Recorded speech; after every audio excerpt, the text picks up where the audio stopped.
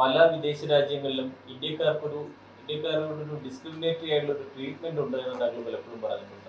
അതായത് എൻ്റെ ഓർമ്മ ശരിയാണെങ്കിൽ ഏതൊരു ഇന്റർവ്യൂവിൽ ഞാൻ തന്നെ കേട്ടു, താങ്കളുടെ റെസ്റ്റോറൻറ്റിൽ പോയി ഇന്ത്യക്കാർക്കുള്ള ബുഫേ വേറെ, മറ്റുള്ളവർക്ക് ഉള്ള ബുഫേ വേറെ. കാരണം ഇന്ത്യക്കാർ ആ രീതിയിലാണ് ബിഹേവ് ചെയ്യുന്നത്.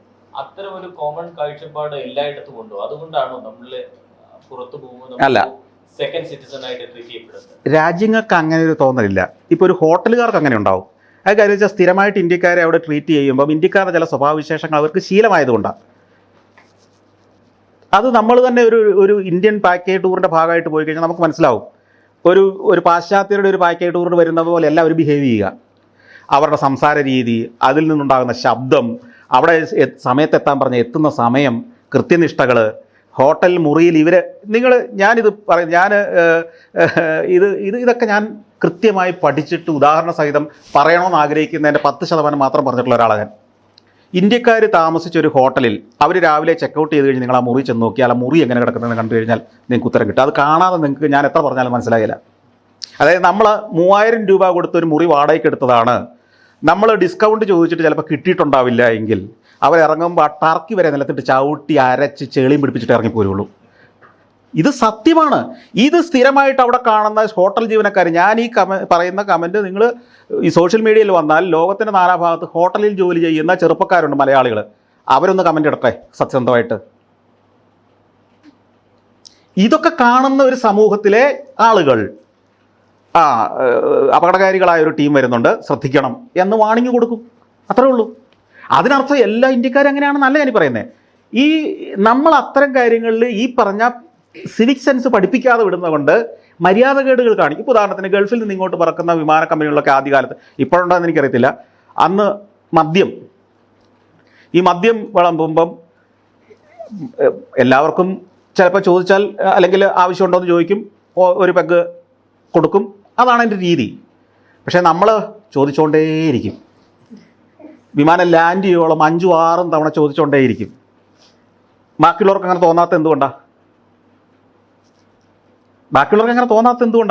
മറ്റു രാജ്യക്കാർക്ക് അവരും നമ്മളെക്കാൾ മദ്യപിക്കുന്നവരായിരിക്കാം. അപ്പം ഞാൻ പറഞ്ഞു, ഇത്തരം ചില കാര്യങ്ങളുള്ള അറിവില്ലായ്മയോ അല്ലെങ്കിൽ നമ്മളുടെ വിവരക്കേട് തന്നെ പറയണത്. അത് മറ്റുള്ളവരിൽ ഉണ്ടാക്കുന്ന ഇമ്പ്രഷൻ എന്താ? ഈ എയർലൈൻ സ്റ്റാഫിന് നമ്മളോട് ഉണ്ടാക്കുന്ന ഇമ്പ്രഷൻ എന്താ? എന്തുകൊണ്ടാണ് കേരളത്തിലേക്ക് പറക്കുന്ന വിമാനങ്ങളെല്ലാം പഴഞ്ചൻ വിമാനം മാത്രം വിടുന്നത്? ഈ എമിറേറ്റ്സ് ആണെങ്കിലും എത്തിഹാദ് ആണെങ്കിലും ഒക്കെ. ദുബായിൽ നിന്ന് യൂറോപ്പിലേക്ക് പറക്കുന്ന വിമാനത്തിലും കൊച്ചിയിൽ നിന്ന് ദുബായിലേക്ക് പറക്കുന്ന വിമാനത്തിലും യാത്ര ചെയ്യുന്ന ആളാണ് ഞാൻ. അവിടുന്ന് അങ്ങോട്ട് പറക്കുന്ന വിമാനം ഏത് കണ്ടീഷനിലാണെന്നും ഇവിടുന്ന് ഇങ്ങോട്ട് പറക്കുന്ന ഏത് കണ്ടീഷനിലാണെന്നും കാണുന്ന ഒരാളാണ് ഞാൻ.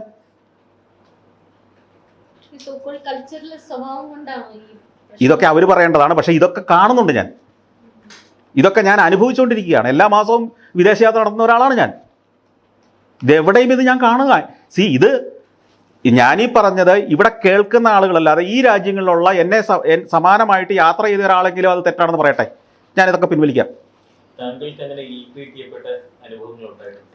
ഇൽട്രീറ്റ് എന്ന് പറഞ്ഞാൽ നമ്മളതിന് നിന്ന് കൊടുക്കാതിരിക്കുക എന്നുള്ളതാണ് ഒന്നാമത്തെ കാര്യം. ഞാൻ സൗജന്യങ്ങളൊന്നും മേടിക്കാൻ ഒരിടത്തും പോയിട്ടില്ല. ഈ സായിപ്പിൻ്റെ അടുത്താണെങ്കിലും ഞാൻ കാശ് കൊടുത്ത്, ഇപ്പോൾ സ്പേസ് യാത്രയ്ക്ക് എന്നെ കൊണ്ടുവന്ന സൗജന്യമല്ലല്ലോ. അപ്പോൾ എനിക്ക് അതിനുള്ള അവകാശമുള്ളതിൽ മാത്രമേ ഞാൻ പോയി നിൽക്കാറുള്ളൂ.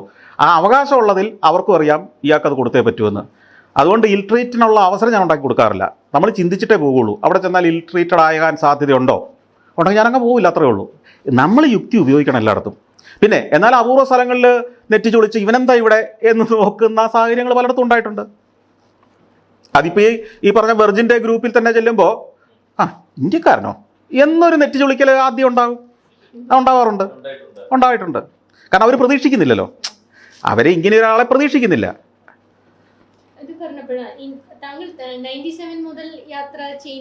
അതെ, ഇന്ത്യ ഒരുപാട് മാറി. ഭയങ്കരമായി. അതായത് ഞാൻ സഞ്ചാരത്തിൻ്റെ ആദ്യകാലത്ത് പറഞ്ഞ കമൻറ്റുകളോ അല്ലെങ്കിൽ എൻ്റെ നിരീക്ഷണങ്ങൾക്കോ ഒന്നും ഇപ്പോൾ ഒരു പ്രസക്തി ഇല്ലാത്ത മട്ടിൽ പോലും മാറിയിട്ടുണ്ട്. പല കാര്യങ്ങളിലും ബെറ്റർ ഓഫ് കോഴ്സ്. നമ്മുടെ ഹൈവേകൾ, ഞാൻ 97 കാണുന്ന റോഡ് എന്ന് പറഞ്ഞാൽ ടാറ് നമ്മളെല്ലാം കൂടെ വഴിയിൽ നിന്ന് വറചട്ടിയിൽ ഉരുക്കിയെടുത്ത് ചുവന്നു കൊണ്ടുപോയി അല്ലേ നിരത്തിയിട്ട് റോഡ് റോളർ ഉരുട്ടുന്ന സാധനത്തിൽ നിന്നായിരുന്നല്ലോ 97 നമ്മൾ വർത്താനം പറയുന്നത്. അന്ന് ഞാൻ നേപ്പാളിൽ പോകുമ്പോൾ ഈ ഇന്നത്തെ BMBC ടാറിങ് നടക്കുന്നുണ്ട് അവിടെ. അപ്പോൾ ഞാൻ അത്ഭുതത്തോടെ പറഞ്ഞു, ഇത് കണ്ടില്ലേ യന്ത്രമാണ് ഇവിടെ ടാർ ചെയ്യുന്നത്, അതിൻ്റെ പെർഫെക്ഷൻ റോഡിനുണ്ട്, കുറുക്കമില്ല എന്നൊക്കെ പറഞ്ഞു. അത് ഇനിയിപ്പോൾ ഇവിടെ പറയേണ്ട കാര്യമില്ല, അതൊക്കെ ഇവിടെ ആയിക്കഴിഞ്ഞു. ഇവിടുത്തെ ഏത് പഞ്ചായത്ത് റോഡ് പോലും ഇപ്പോൾ അങ്ങനെയാണ് ചെയ്യുന്നത്. അപ്പോൾ അതുപോലെ തന്നെ നമ്മുടെ വിദ്യാഭ്യാസ സ്ഥാപനങ്ങളിലെ ടെക്നോളജി, അവിടെയുള്ള ഫെസിലിറ്റികൾ, ഇതെല്ലാം നമ്മൾ വികസിച്ച കാര്യങ്ങളെല്ലാം നമ്മൾ പറഞ്ഞുകൊണ്ട് നടക്കുന്നില്ലെന്നേ ഉള്ളൂ. തിരുത്തേണ്ട കാര്യങ്ങൾ മാത്രമേ ഞാൻ പറയുന്നുള്ളൂ എന്നേ ഉള്ളൂ. അതിനർത്ഥം നമ്മുടെ നാട് ഏറ്റവും പുറകിലൊന്നുമല്ല.